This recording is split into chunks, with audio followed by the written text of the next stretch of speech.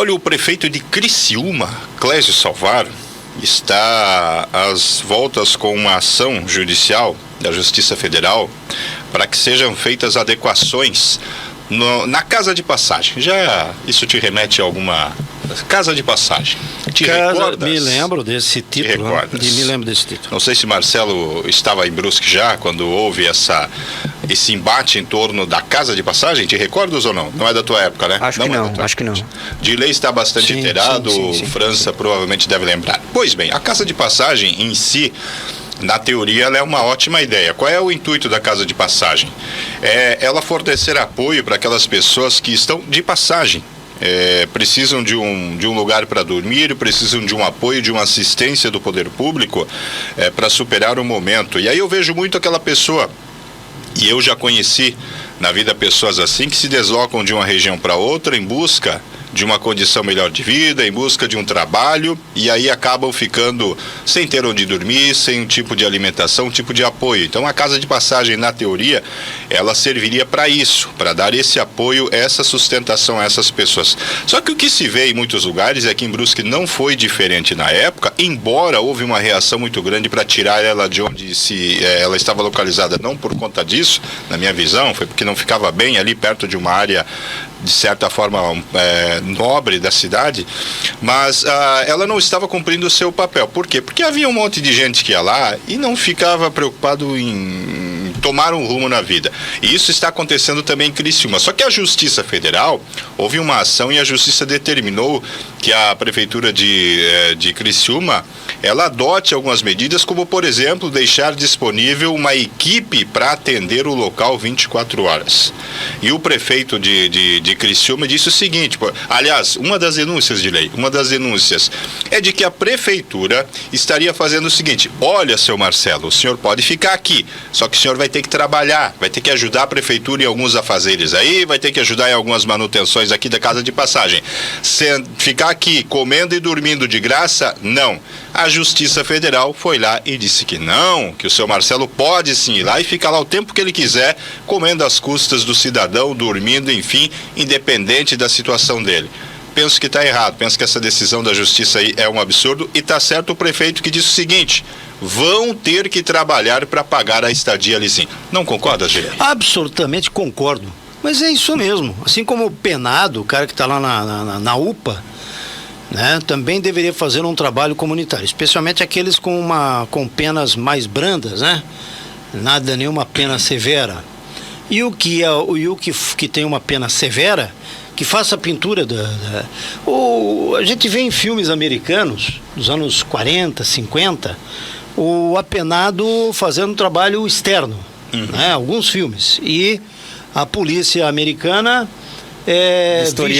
vigilante com a polícia montada e tal, vigilante, limpando, por exemplo, você acha quanto deixaria de custar para os cofres públicos o apenado fazendo uma limpeza na Gentil Batista Archer? Digamos, a UPA, a unidade prisional avançada, e esse apenado ficaria responsável pela limpeza das laterais, né, das marginais, marginal, não tem marginal ali, né? Estou falando da parte lateral da rodovia, assim como da Antônio Raio e da Ivo Silveira, certo? Quanto isso seria economizado pelo Estado brasileiro? Dom Joaquim aqui Exato. Bastante. Exato. Você pega com uma porque você já tem o policial preparado para isso. Quanto custaria isso para o Estado brasileiro se você aplicasse a força de trabalho desse pessoal em prol da comunidade? Afinal, eles erraram, né? Sim. Mas aí vem o tal do Ministério Público, vem o tal da Justiça Federal, que diz que isso não pode. Matar pode, traficar pode, estuprar pode. A gente sabe que não, né? Eu estou aqui até com um discurso já de extrema-direita para justificar, por exemplo, a posse e porte de arma.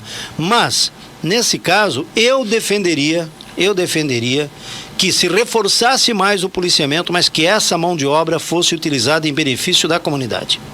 Concordo plenamente. Quanto é que nós íamos e imagina quanto seria de economia? Mas aí você vai desprender todo um custo, porque vai ter que ter um aparato de segurança, porque vai colocar as pessoas em risco. Balela. Tem muito penado lá que não vai ter. Bota em risco quando faz a saidinha de Natal, a saidinha do Dia das Mães, a saidinha da Páscoa, isso também coloca em risco. Uma coisa é aquele criminoso de extrema periculosidade. Aquele cara que você tem que fechar um quarteirão todo para...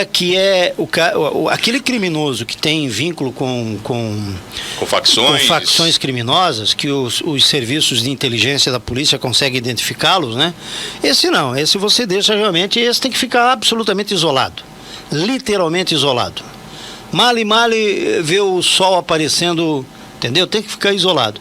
Agora, aquele que comete crimes menos hediondos, crimes que, por exemplo, crimes de trânsito, até crimes contra a vida mesmo, mas que fazem... isso. Esse você poderia aproveitá-los sim e pelo menos eles não ficariam ociosos, né? O tempo deles não seria ocioso. Não teriam tempo para pensar em fazer safadeza. Claro que guardadas as devidas proporções, mas eu já falei isso aqui, e eu sou da seguinte opinião: qualquer tipo de apoio que o poder público dê, que o meu dinheiro dê para auxiliar alguém e essa pessoa tenha condições de saúde, físicas para retornar com serviço para a sociedade, deveria ser feito. E aí eu volto, fugindo totalmente do foco, eu volto à questão, por exemplo, que nós tivemos muito tempo em Brusque uma discussão: transporte para universitário. Transporte, vão fugir da coisa assim. Se eu estou pagando para o universitário estudar lá em Blumenau, e eu já usei isso para estudar lá em Itajaí, se eu estou pagando, por que esse estudante, quando formado, ele não pode voltar e dar um serviço, prestar na sua área um serviço gratuitamente por um tempo para a comunidade, para repor esse valor aí que o cidadão pagou? Então, o presidiário é a mesma coisa. O sujeito está lá porque cometeu um crime, está lá sendo bancado pelo Estado, aliás, pelo Estado não, está sendo bancado por nós. Então ele tem que de alguma forma retribuir. E uma das saídas seria justamente essa: bota esse pessoal para cortar o mato. Temos aqui algumas reclamações, né, Gilei e Marcelo, de pessoas que mato está tomando conta, que a prefeitura não dá conta, o governo do Estado não dá conta. Bota esse pessoal aí para limpar, com certeza vai reduzir muito o custo de manutenção desses espaços e vai ter menos gente reclamando.